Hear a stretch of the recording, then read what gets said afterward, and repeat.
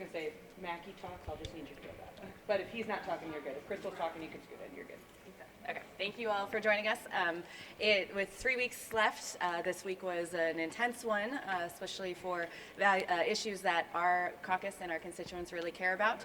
We're going to talk a little bit about the hijacking of some bills that we have seen continuously happening to go after some of our most vulnerable children. We'll talk a little bit about the budget and some of this election stuff that's been going on. So first, I'm going to pass it over to our ranking member, Representative Meredith, to give an update on the budget. Quick update is that it's done in the Senate. We're getting ready for conference committees. You all know that some really good changes happened in the Senate. I think in large part we're really happy with a lot of them. Things like fully funding school transportation, restoring teacher raises may not be the perfect approach, but I think that it's a really good step in the right direction. And a lot of stuff that honestly Democrats fought for over here in the House. We're seeing come out of the Senate version. So we're going to be working to keep those in, as well as maybe a couple of things that the Senate took out that we think maybe a little communication just needs to happen to get further. I'm hoping we end up with a budget we're happy with. I would say the big story though right now is that House Bill 20 has been put on hold. All of our one-time ARPA dollars put on hold. You know, you all might recall a month ago or so, I actually asked the budget chair in House hearing, maybe we ought to wait on this. Could we wait on doing this until a special session? Because honestly, folks don't seem prepared to do the proper vetting to get 20 done. And over in the Senate, it looks like they're even more overwhelmed, especially because the House took so long getting this bill over to them. Now, we thought that was perhaps because House leadership was working on a plan other than the governor's, but then they came out with, well, we don't really have any other plan. We just don't necessarily want to do the governor's. So the Senate, they've got a short window. I have to say that if they don't actually hear that bill and do markup with it until next week, I don't see how we get it done in a week before the deadline. So we'll see. I think a special session is becoming more and more likely. It's pretty embarrassing as a state that we're now the only state in the country that hasn't started spending that ARPA money. We've had it over a year. They've had plenty of time to put together a plan. The governor did a decent plan. And yet here we are not even able to get it done in an entire session of work. We could have been working on it in special sessions last summer, and we weren't, not in any real way. So I think that's really shameful, but I hope that we at least get to a place where we can spend that money soon and do it in a smart way. Happy to take questions on that topic. If they do go into a special session, the timeline on that, would you want it to be immediate? I know we're talking federal money. Is this something that you could see we could wait till July or even veto session in the fall? It's my opinion we need to do it right away. We can't keep waiting. This money could actually be making a difference in Missouri right now. It should have already been done. It should have been done a long time ago. So yeah, as far as I'm concerned, sooner the better. We should be getting it done this session. In addition to special sessions, you know, we still have to get the budget done. You know, if conferences are next week, do you think that's enough time to get the budget done? I do think that we'll be okay on getting the budget done by the timeline. This is ridiculously late, no question, and we're cutting it down to the wire. But I think that we're close enough between the House and Senate versions, and I know that we'll have a lot of folks on our side of the building ready to support Senate positions on things too. I think we can get it done. Sounded like you're... The total dollar amount I don't have off the top of my head, sorry. It's out of 3 something that was available. There were different versions on the Senate side, or the House side, the governors were a little different. So. Yesterday on the floor, I believe it was Senator Pfeiffer that talked to Cody Smith about the teacher pay, and it sounded like he's a little hesitant. How do you expect committee to go next week, especially regarding, you know, that $31 million that the Senate put in for retention and recruitment? I think it'll be an interesting conversation. I got to say, I agree with a lot of his concerns about that language, but I don't think the solution is to do nothing. And honestly, I would take that language over nothing. My hope is that we actually have some conversations about how to fix the language just slightly to make sure that that money can be used for compression concerns and things like that. The fact that they added $10 million on the budget side, I mean on the Senate side, fits with what we were saying over here, that we just needed more dollars to go toward that. And we need a little more flexibility in the language to make sure that it's not just raising those at the bottom without addressing anyone right above that. if we can fix that, I think we can get to a place where we're actually helping some teachers in our state. When does committee start? Monday? Good question. When the House passed their budget, you mentioned that leaving that much money, gave money, basically opportunities for Senate to allocate for pet projects or, interest for them. Seems to be the case in some situations, but what are your thoughts on maybe some of the, have you heard about any of those programs that have been inserted to the budget? I just want to know. I'll tell you, more I'm on still that. digging through, our whole caucus is digging through a lot of those details. A lot of the stuff, though, is stuff that we proposed that I don't think are pet projects but are responsible additions to the budget. There are definitely a lot of smaller ones that I'm still trying to learn about. Most of them sound like pretty good ideas from what I've seen. So we'll see. But it didn't go nearly as badly. I would say that, yet again, on the budget conversation, the Senate proved to have more common sense than the House, which, unlike most other things in this building, they seem to keep doing. Okay, moving on from the budget, I've asked Ranking Member Kevin Windham to be here on the Elections Committee. As you all saw, we had a very large omnibus elections bill. I will say from the caucus standpoint, when Representative McGaw's bill originally came, it was a bipartisan supported thing, got hijacked in committee, a whole bunch of bad stuff added, and then as we saw on the floor, an additional amendment regarding trans children. But I wanted to ask Representative Windham to speak just a little bit to the nuances of that bill. Sure. Thank you, Madam Leader. So, this bill started off as an elections bill. And unfortunately, after the amendments were added, it was no longer an elections bill. But if we're looking at it solely as an elections bill, then it was an elections bill that allowed election authorities to be defunded by the Secretary of State. It was a bill that said that local election authorities can't receive money from outside entities, which were demeaningly called Zuckerbucks. It was a bill that said that folks could come and vote absentee in person without an excuse, but only if it was absentee and only with a photo ID. So the bill started off bad in a lot of folks' opinion, but it's a shame what ended up happening with it in a matter of process of how it got to where it is. So it was a big elections bill, but unfortunately it became a big political stunt. There are a lot of measures. One you mentioned, there's one over in the Senate after they threw a bunch of amendments on a House bill they're working on right now, where it seems the end goal is to provide local election authorities with less money. What are your concerns on that come November or even come August for primaries? Yeah, so I'm always concerned when I see provisions to give less money or even some provisions to completely take away funding from local election authorities. And it's troubling because now elections are becoming more and more expensive, and for good reasons, right? We want to have safe and secure elections, but at the same time, if we provide our local election authority with less resources, then that should be troubling to everyone, especially those that are proponents of safe and secure elections. What was in the initial bill that you said made it bipartisan? Because I know that amendments were added, but what was the initial bill? What about that made that bipartisan? Yeah, so I will say that it was some provisions in the bill that some Democrats agreed with. I don't know that the bill overall was bipartisan, but there was provisions. For example, one provision was so that folks could vote absentee in person with no excuse. There was a provision where folks, if they moved to another local election jurisdiction, as long as they were Missouri residents, they would be able to change their address. So that was a good step forward. But as I said on the floor, it was kind of like finding a piece of hay in a needle stack, trying to find one good thing in a pile of bad things. So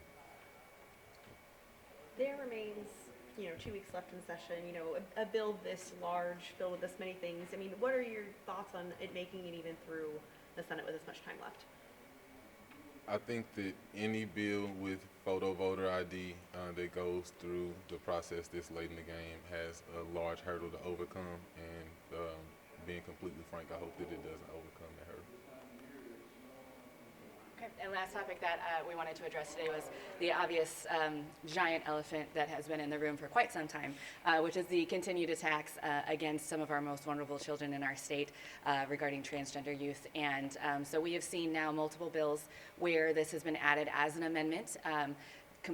usually completely unrelated to the underlying bill. And so I've asked Representative Mackey to come to speak a little bit to what we're seeing and just how overwhelmingly frustrating this is. Sure. Well, and I'll tell you, one of the things that's the most frustrating is people are asking, why are you discussing this issue? Why are you talking about this issue, right? I mean, whether it's unions or the Chamber of Commerce, two groups who are giant stakeholders in this building, who are usually at opposite ends of any issue, want to know why are we spending our time on this? Why are we talking about this?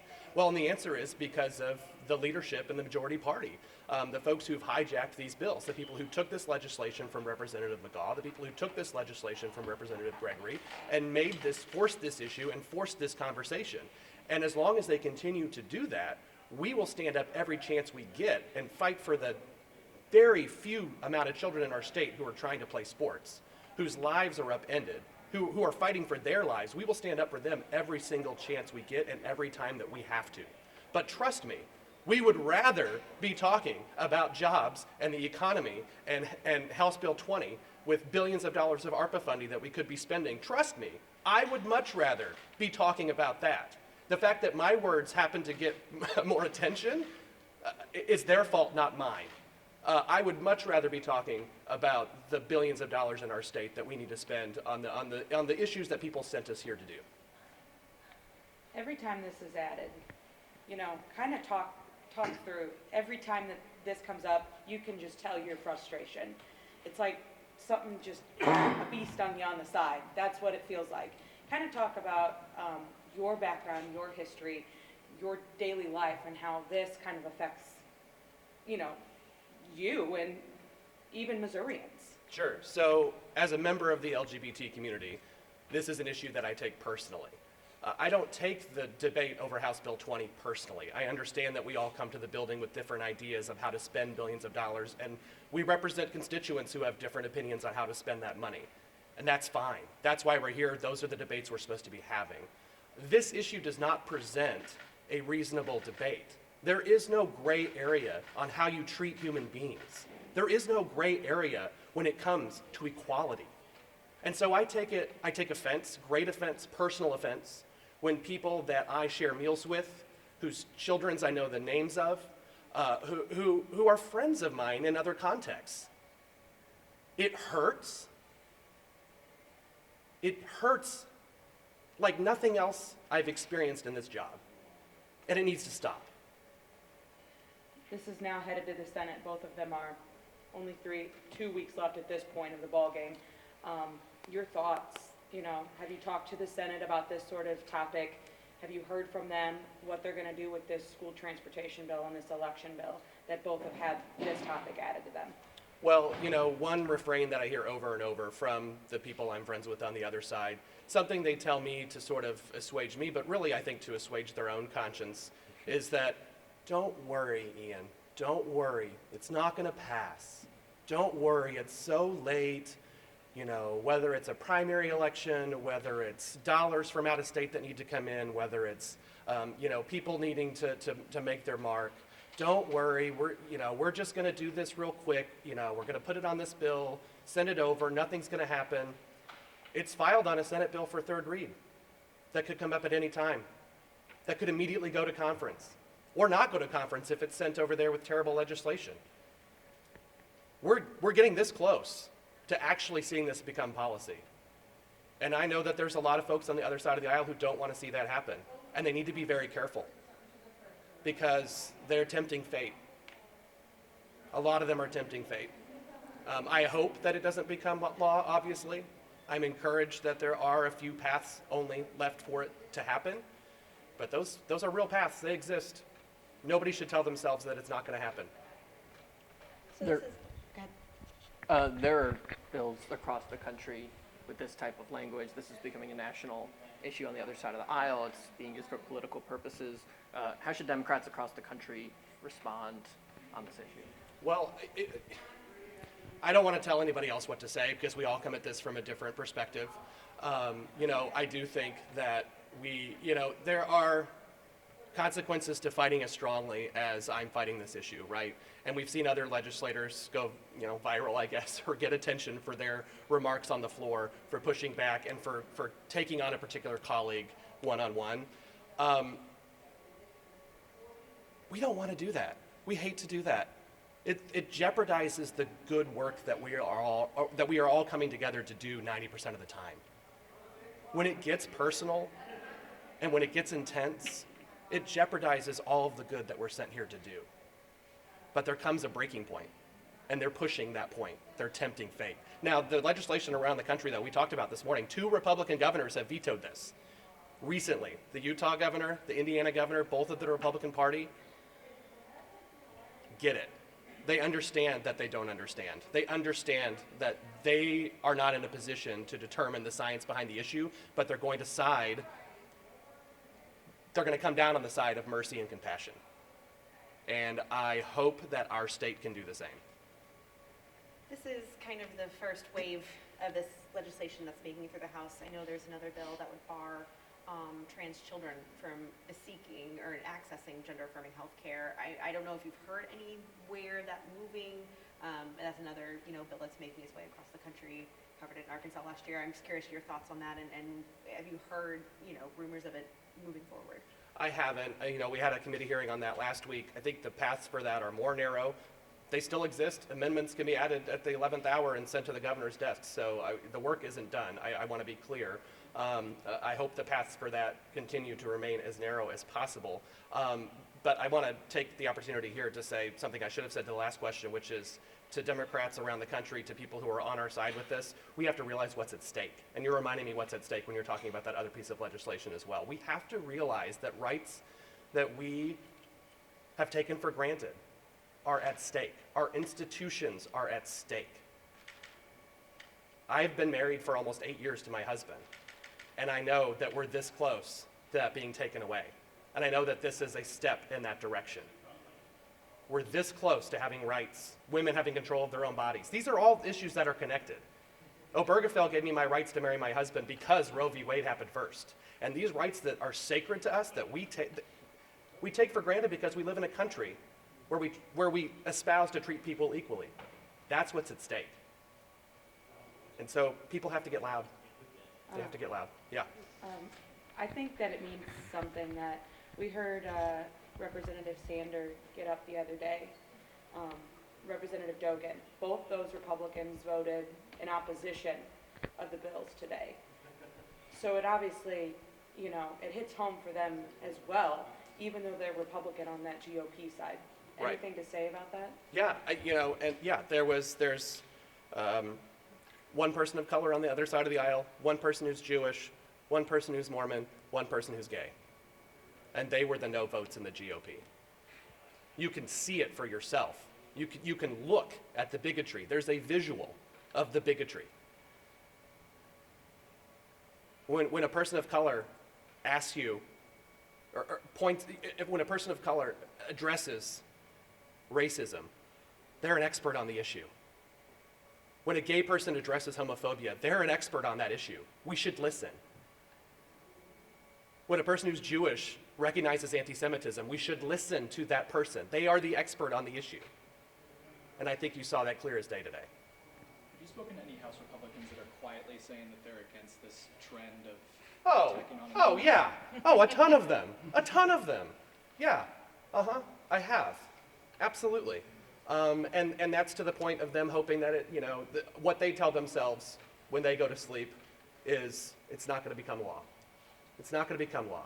It won't be signed into law. It won't make it to the governor's desk. That's what they tell themselves because that's what they tell me. And I know that's what they tell themselves. I hope they're right, but they're tempting fate. If I may, Representative. Yes, you may. Especially going back to the last question. So while there were other folks while there were folks on the other side of the aisle that voted on the side of righteousness, there was also, and I don't think that this was right, but I also don't think enough attention was paid to this, that there was also some offhand remarks made about relating pedophilia. That was just offhand and out of place, and we should be better in this body, especially. Absolutely. So that just speaks to the lack of decorum that we've had here in this building, and that's something that's been on my chest all week, and I need to get off. So I just wanted to say that. Absolutely, and I'm glad you brought it up. Yep, and it was Representative Baker, I believe, who made that remark during one of our debates, and thank you for bringing that up. I have a question for either Representative Quaid or Ani. You know, you mentioning the idea of these amendments hijacking bills brought by women, or or these bills that were, basically not as controversial, or the school bus bill was pretty not controversial before that. I'm curious with your thoughts of the misogyny, as you said, Representative Ami, that's been prevalent in the building. Yeah, absolutely. So that's just a trend that I've been noticing. It happened twice in 1 week when we perfected Peggy McGaw's elections bill, and that got hijacked by that trans amendment, the anti-trans amendment, pardon me, as well as in committee, Senator Holly Rader's bill was trying to be piled on in ways that she had expressed that she hadn't approved of. And I just see this as a trend happening in this building, and it's really disappointing and it's really frustrating to see. And it doesn't go unnoticed, and it doesn't go unnoticed that the women on the other side of the aisle don't feel that they can speak up about it. And if I may add a little bit to that, which goes outside of this building, but if you look at redistricting and where the Republican women's districts were, I believe every single one of them seeking re-election was drawn in with an incumbent male Republican. And so I don't know if there's anything big to that conversation, but when you pair that type of thing happening along with these women, very well-respected, talented women on the other side of the aisles, bills continuing to be taken from them, it is a frustrating thing to see. And it's hard to take seriously the concept that the goal is to protect women, especially in sports, when oftentimes we're not even protected within the building. And when such disrespect is paid to the women members of their own caucus, and such little respect is paid to women in the building in general. When Representative Quaid brought up in a debate this last week that sexual assault in women's sports is something that we're hearing about all the time, whether it's the women's gymnasts or we hear it all the time. And there are some really great bills. One of them is by Representative Ritchie, who's a Republican.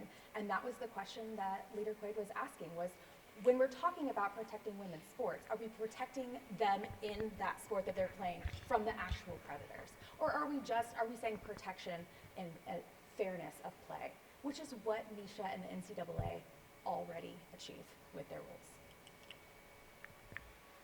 Any other questions? 2 weeks to go. Any goals, predictions, hopes? That we sine die on Monday. Listen, our number one priority is the budget. That is the only constitutional obligation that we have. And as Representative Meredith alluded to, we have a whole lot of money that has been sent to Missouri that we should be spending and investing in our people. So our number one priority is to get the budget done in a very thoughtful way, and where we're really investing in the people in the state of Missouri. Once we get that done, and once we responsibly look at the ARPA money and figure out where that's going, to be honest with you, I think that I can speak for the caucus and say that we don't hope these things pass. I would be okay with a sine die motion that day, because this place is, as Representative Wyndham alluded to, we have lost decorum. We have lost statesmanship. I got an apology on the floor today from a representative for the way that he spoke to me on the microphone on Monday. It is devolved into a really unfortunate situation, and so I would be okay with us closing up shop and moving on to next session. Thank you guys so much. Thank you. Thank you.